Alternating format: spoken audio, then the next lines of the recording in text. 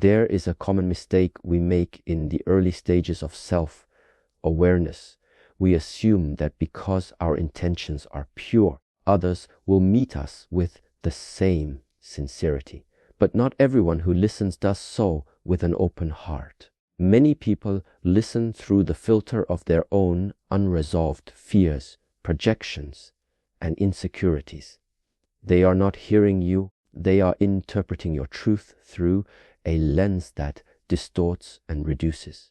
This is why offering your most vulnerable truths to the wrong person can leave you feeling more alone than before you spoke. Judgment often wears a subtle mask. It can come disguised as advice, concern, or even curiosity.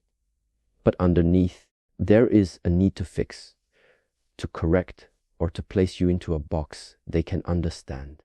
And when someone cannot truly understand something, they will often try to control it or reject it. This is a natural reaction for many. What they do not understand, they fear, and what they fear, they judge. The danger here is not only that your truth is dismissed, but that you begin to doubt its validity yourself. Consider this. If someone has never explored their own depths, how can they be expected to navigate yours? A person who has not confronted their own shadow cannot hold space for yours. Their reaction will often be defensive, superficial, or even mocking, not because your truth is invalid, but because it threatens the image they have of themselves and the world. You are, in essence, holding up a mirror they are not ready to look into.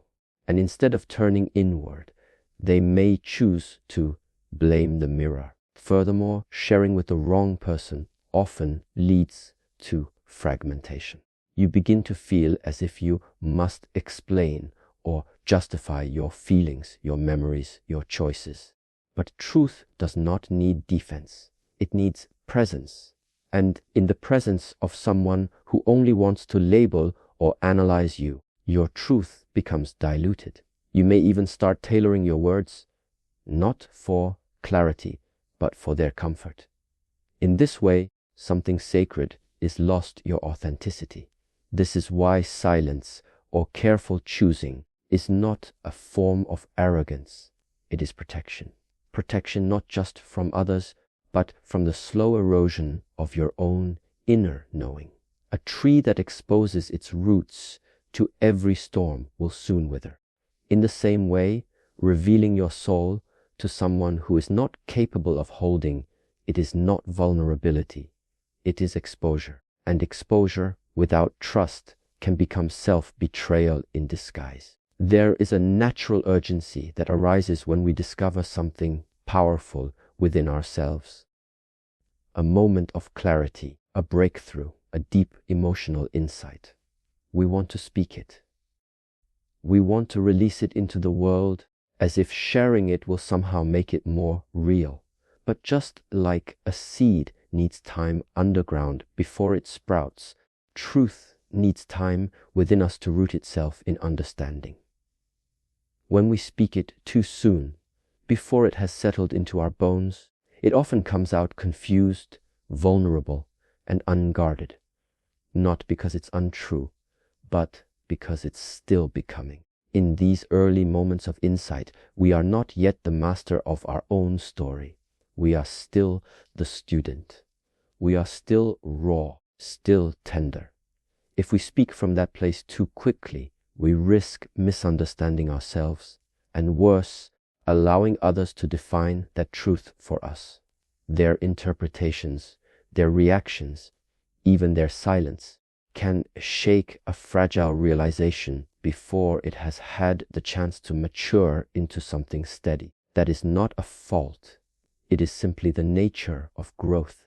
Rushing to express something that hasn't fully formed is like carving a statue from wet clay. It may collapse under its own weight. Many of us mistake urgency for honesty. We believe that if we don't speak the truth immediately, we are somehow being dishonest or cowardly. But restraint is not denial. In fact, restraint often requires more strength than disclosure. There is a difference between hiding and holding. Hiding is based in fear. Holding is based in wisdom. When we hold back our truth, we are giving it space to deepen, to clarify itself, and to become something we can carry, not something that crumbles when questioned. There is also the matter of emotional timing. When we speak from an open wound, what we say may be true, but it often carries pain, confusion, and chaos with it. It lacks integration. We may end up expressing pain instead of meaning, and pain, while valid, can be overwhelming for both the speaker and the listener. When we give ourselves time, however, our pain can settle into perspective. What once felt like a storm may become a lesson. What once burned may become light. But only time can do that. Time, reflection, and inner stillness. Sharing truth is not just about expression, it is about transmission. If we want our truth to be received, not just heard, it must be offered with clarity and centeredness. Speaking from a place of balance allows our words to carry the full weight of what we've lived through without asking someone else to hold it for us. When we wait until our truth has become part of us, not just an event we survived, but a part of the wisdom we now carry, then our sharing becomes a gift. Until then, silence is not absence. It is cultivation. There is a subtle confusion in modern thinking that equates silence with deception or privacy with guilt. But protecting your truth is not the same as hiding it. It is not dishonesty to withhold what is sacred from those who have not earned the right to receive it. In fact, as wisdom often expresses itself, not in how much we reveal, but in how carefully we guard what is still growing. Just as a candle is shielded from the wind, so too must our inner life be sheltered from those who cannot hold it with care. Many people believe that to be authentic, we must always be open. But openness without discernment is exposure. And exposure, when uninvited or unsafe, is not vulnerability, it is self-abandonment. When we allow others to see our inner world before we know how to live in it ourselves, we create space for misinterpretation, exploitation, and even subtle forms of emotional harm. To protect your inner reality is not to be deceptive, it is to be a good steward of your own becoming. There is also a discipline to knowing when to speak and when to remain still. Silence, when it comes from awareness rather than fear, is an act of great inner strength. Not everyone will understand this. Some may accuse you of being distant, guarded, or closed. But distance is not always disconnection. Sometimes it is a necessary pause, a breathing space for clarity. The ones who truly value you will not demand access to every thought or feeling. They will honor your silence as they would honor your speech. Protection also allows for discernment. When you choose what to reveal and to whom, you are not manipulating the truth. You are managing its impact. Some truths, once spoken, cannot be taken back. And when given to the wrong person, they can be turned into weapons or sources of misunderstanding. It is wise to ask yourself not only, is this true, but also, is this the right moment? Is this the right person? Am I ready for the consequences of speaking it here? Your truth is not a performance. It is not a currency to be exchanged for attention or validation.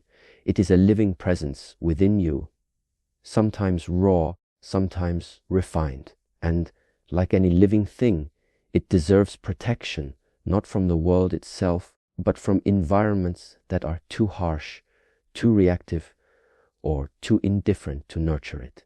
What you do not reveal is not always what you are hiding. Sometimes it is simply what you are still holding close, because it is still shaping you.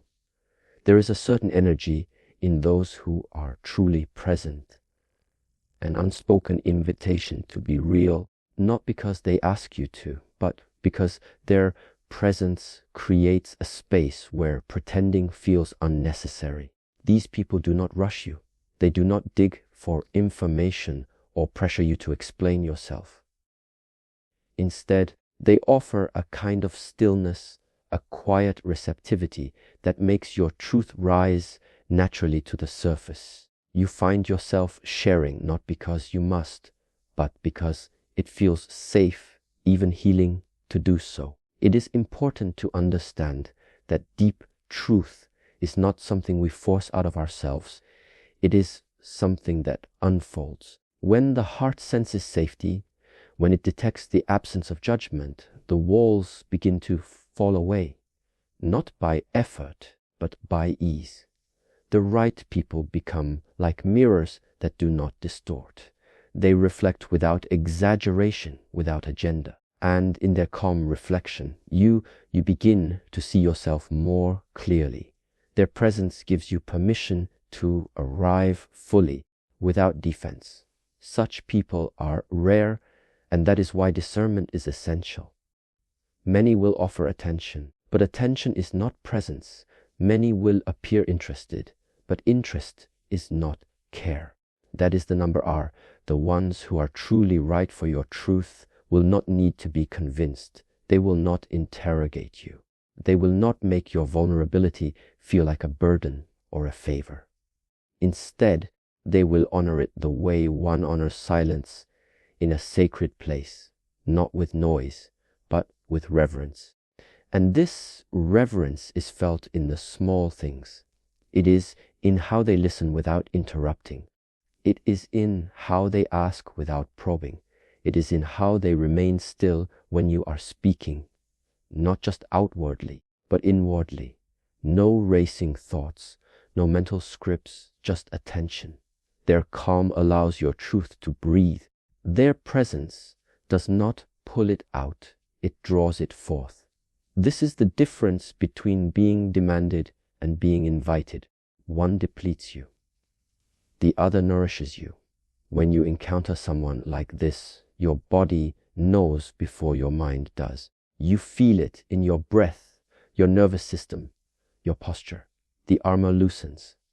The story becomes easier to tell, not because it's less painful, but because you no longer feel alone inside it. You realize that your truth is not just being heard, it is being held. Not everyone can do this, and that's okay. Your truth is not for everyone, but those it is meant for will never need to wrestle it from you. They will simply sit with you and wait. In a world that rewards speed, noise, and constant expression, silence is often misunderstood. We are conditioned to fill every space with words, with opinions, with explanations. That is the number R. Yet there is a quiet intelligence within silence that speaks more clearly than hurried speech ever could. Not all truths are meant to be spoken aloud.